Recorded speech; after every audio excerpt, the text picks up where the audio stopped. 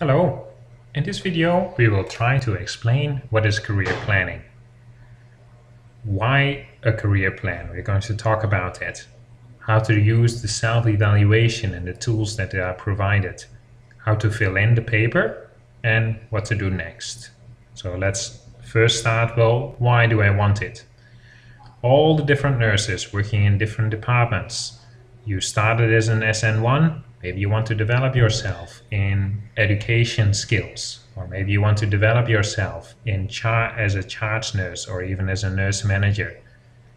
Maybe you're thinking about having a fixed period of about 3 years you will be working in our organization, and you're trying to get the best possible job if you go back home, and you want to specialize yourself and you want to get certification of your experience. In order to make a career plan, you need to think about yourself. Who am I? Where am I now? And where do I want to be? So there are different questions in that, like who are you? Where are you now? What are your strengths and your weaknesses? What is the position you have now? And how can you develop yourself to move on if you want to move to another position or to grow in depth and become better in what you're doing at the currently. You also want to know what is happening in the organization. What are the different options that the organization gives? Maybe there are new positions coming free that you say, hey, I could be interesting, I could try and apply for that position. Maybe there are things in the organization happening, maybe we're going into a new building with new positions, or maybe there's a new specialty that is gaining in importance in our hospital.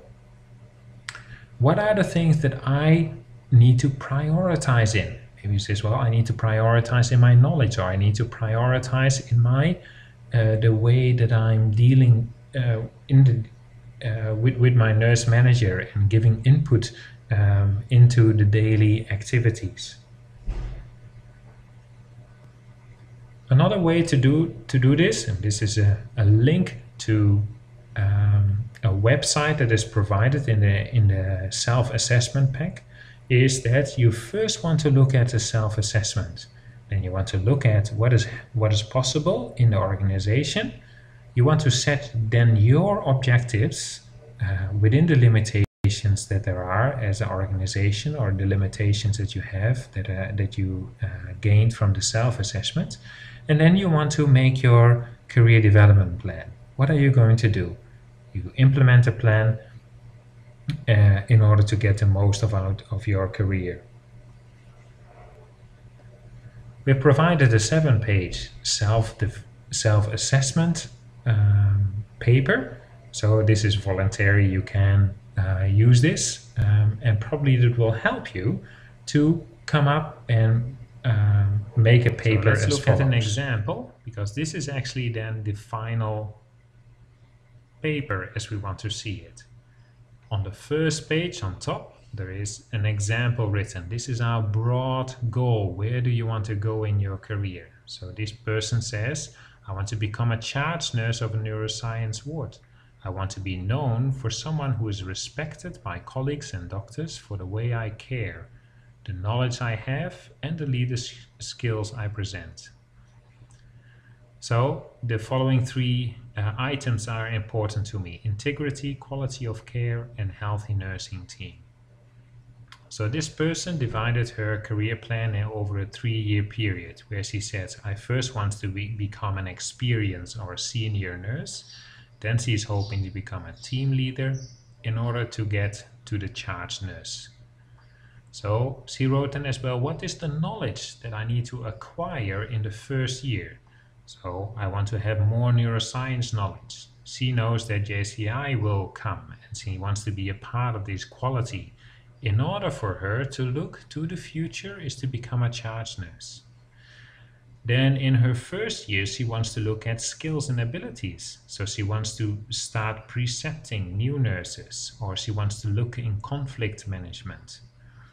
She also thinks about what is the experience that she wants to acquire. So she doesn't only want to do a course, but she also wants to have actually a preceptee, so she can approach her nurse manager and ask for that. She knows that she needs to work at least for 1 or 2 years in order to become a team leader, so she wrote that here as well. And she wants to be a participating member of work groups in the department. All of this because she says, well, if I'm doing these kind of things, if I'm acquiring all these kind of experiences, that builds me up to become a charge nurse at some point. So here she wrote what she wants to do in 2014 and 15 as well.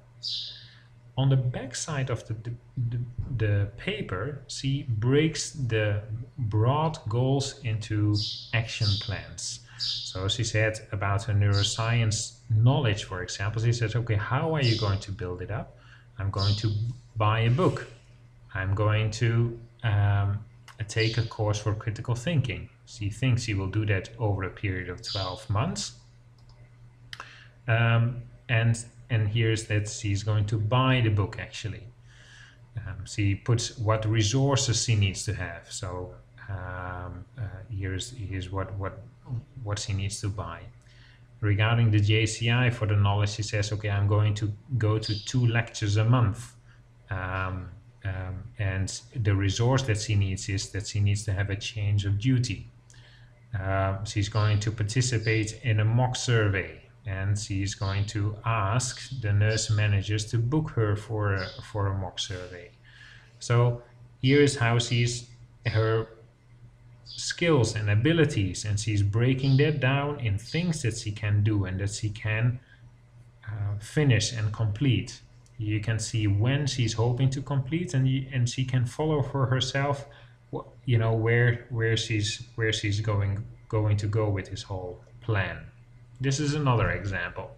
Here we have an SN3 who wants to do a bridging program to get a bachelor degree. So I want to gain 2 years of work experience as an SN1 in a medical department and concentrate on patient education. So again, the very large goal, she breaks it down into a goal setting for each of the years. So she will start the bridging program as a knowledge, she says, as given by the university. She will make the assignment where possible related to medical patient, because that ties in with her long-term plan to work in the medical department.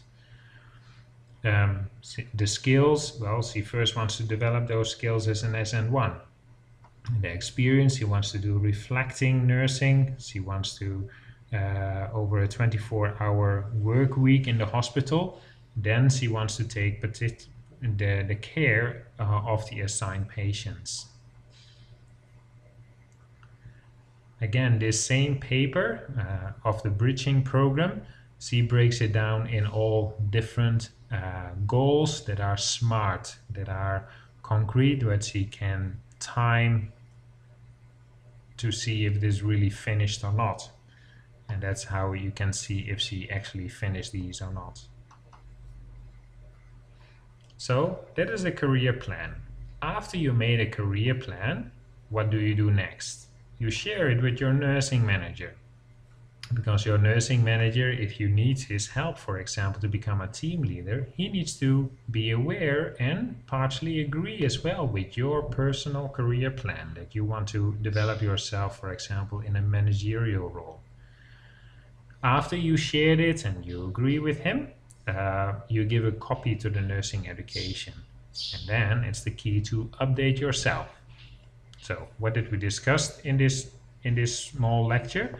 We talked about the need for a self-assessment. We said that you need to fill in a paper. We said you need to discuss it with your nursing manager. And then you need to follow up your plan. Good luck with that.